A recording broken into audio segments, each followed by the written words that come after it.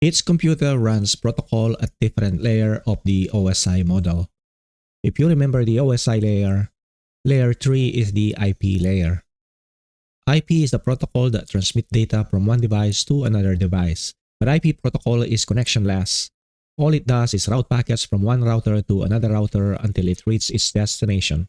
TCP, on the other hand, is a connection-oriented protocol, meaning it set up a session and maintain the session until either one device reset the connection. TCP set up the connection by using three-way handshake. The three-way handshake is first three packets conversation between the source and destination. In TCP terms, the source, which is the originator of the TCP conversation, is called a client, and the destination is called a server. Let's review how three-way handshake works. The first packet in TCP conversation is called SYN. The SYN packet includes TCP options which defines the MSS or maximum segment size. It also includes window size, and if the window scaling and SAC or selective ACK are turned on, these are also included in the options. These options are parameters set at the OS level, but the application can change them or turn them on or off. The second packet is the SYN ACK, which is the response from the server. It also includes TCP options available from the server. The third packet is called ACK. When the server receives the ACK, the two machines are considered connected. A session is established.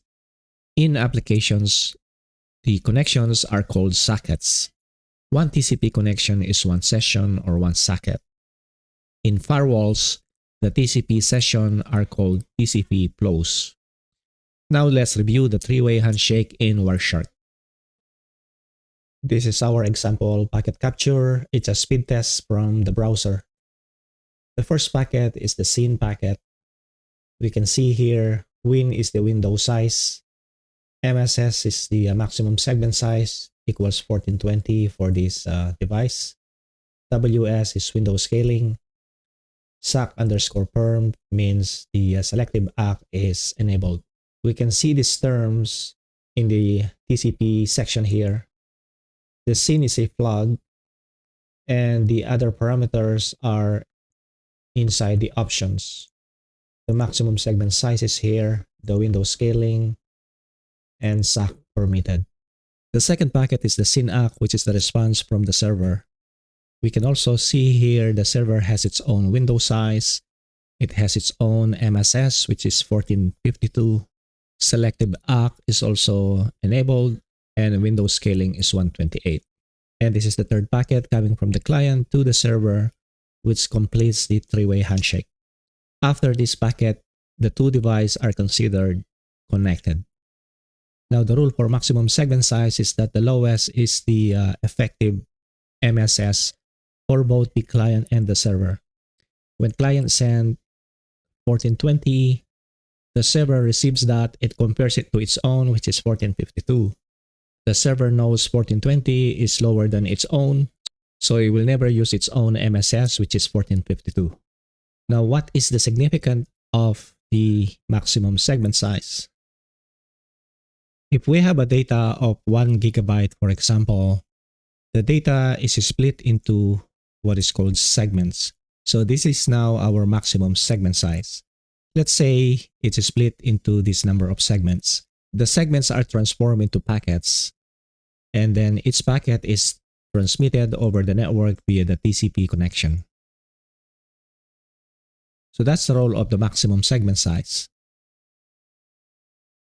Let's review the MSS, which is derived from the MTU or maximum transmission unit. The default MTU size is 1500, whether it's IPv4 or IPv6 packet. Within the 1500 bytes, we have the IP header and the TCP header, which occupies 40 bytes. So the default MSS is equals to MTU minus 40 equals 1460. MSS is the payload of the TCP. We have included the options here, which can be from 12 to 40 bytes, and that can bring up the TCP header from 20 to 60 bytes. But the options is only appearing during the three-way handshake and sometimes in the ACK packets. For example, during the download, the client might send selective ACK for a range of data, and the selective ACK will show up in the option. If you recall, in our example packet capture, the client MSS is 1420 and the server MSS is 1452. If the default MTU is 1500, then the default MSS is 1460. So why is MSS equals 1420 and this is my computer? And why is the server is 1452? First, let's take a look at the MTU in my machine. If you type this command in PowerShell or Windows prompt, you will see the MTU setting of the interfaces. I am using Ethernet for my data. As you can see here, column 1 is MTU and my MTU size is 1500. So why is the MSS equals 1420 when I run the speed test? For some reason, the browser changed the MSS to 1420. And for some reason, the server is using MSS equals 1452. MSS can affect throughput significantly, especially if the MSS is higher than what it's supposed to be. On the other hand, lower MSS can also affect throughput because we are not using available bandwidth in the network. To find the optimal MSS for a destination IP, we can use the ping command.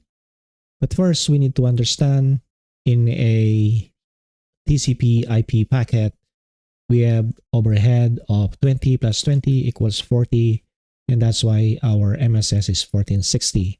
So 1460 is our payload size. Now, when using ICMP, the ICMP overhead is 8 bytes, so the total overhead is equals to 28. Therefore, the payload size is equals to 1472. Using -F in ping means don't fragment the packet, and -L is to define the payload size. So let's try this one in my computer. This is the destination IP address of the server in my speed test. So now if I run this, if the payload is too high, we get this ICMP message, packet needs to be fragmented but TF set. Now what we will do is lower this and let's start with 1460. If the payload is good, then we get the reply like so. Let's try to increase this to 1466. You can see the packet needs to be fragmented, but DF is set. So that means we have too high payload size. Let's reduce this to 1464. 1464, we're getting a reply. That means it's still the optimal value. Now we try 1466, doesn't work. So let's try 1465. Also doesn't work. So the optimal payload size in this case is 1464. Now going back to here, the equivalent of 1460 in TCP is 1472 in ICMP when using ping. So at 1472, if we subtract 12, that means that's the optimal for TCP.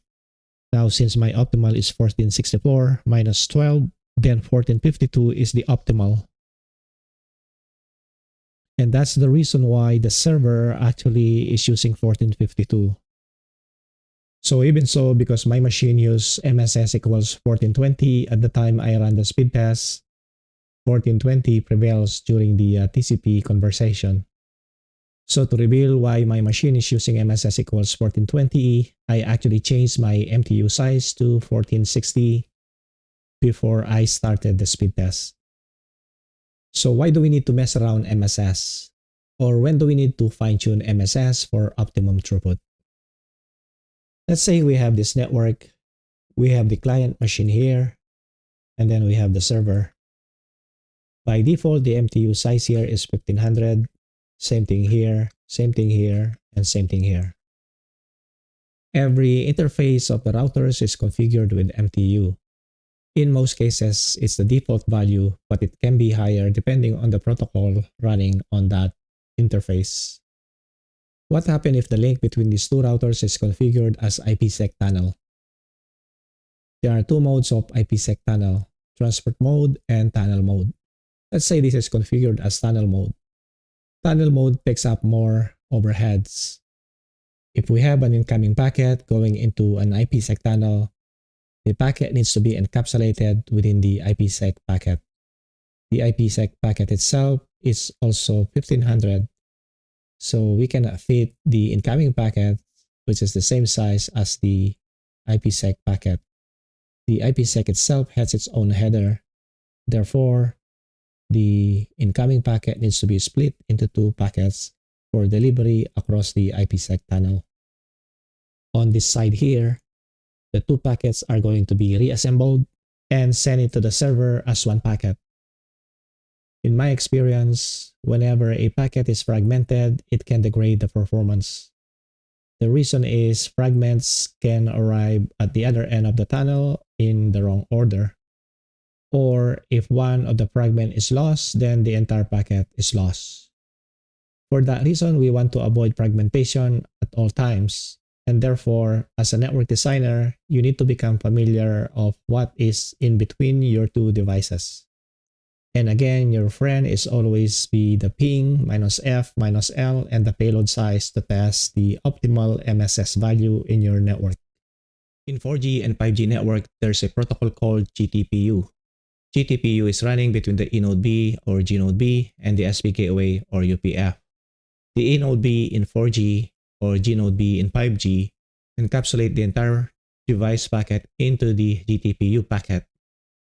The P gateway or UPF will decapsulate that packet before it send it out to the internet.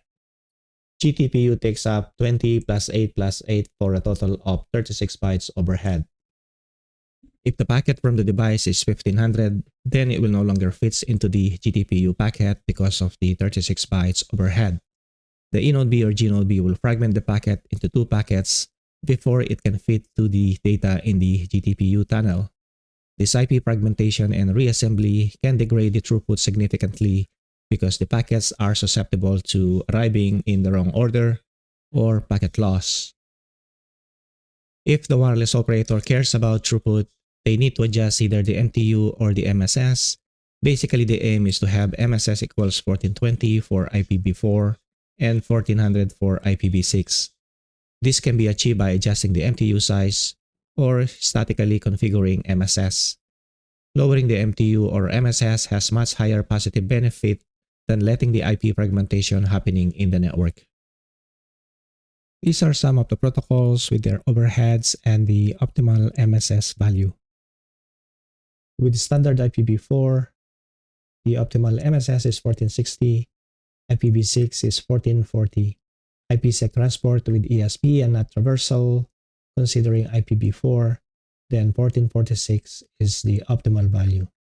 IPsec tunnel with ESP and with TCP IP payload, the optimal value is 1396. In wireless for 4G and 5G, because of the GTP protocol, the overhead for that is 36. Therefore, the optimal value is 1424. Now, considering some of this segment in the network could be IPv6, then for best practices, we still have to reduce the MSS value by another 20 bytes. So in this case, the optimal value for IPsec transport is 1420, IPsec tunnel is 1360, and wireless GTP is 1400. So this is the last topic of this video. I hope you learned something about maximum segment size in TCP. If you are a network designer, you need to become familiar of different protocols and their overhead. If you have a throughput performance issue in your network, one of the things that you might want to look at is the maximum segment size and find out if there are potentially fragmentation happening in your network. I hope you guys will come back for other videos. Keep learning.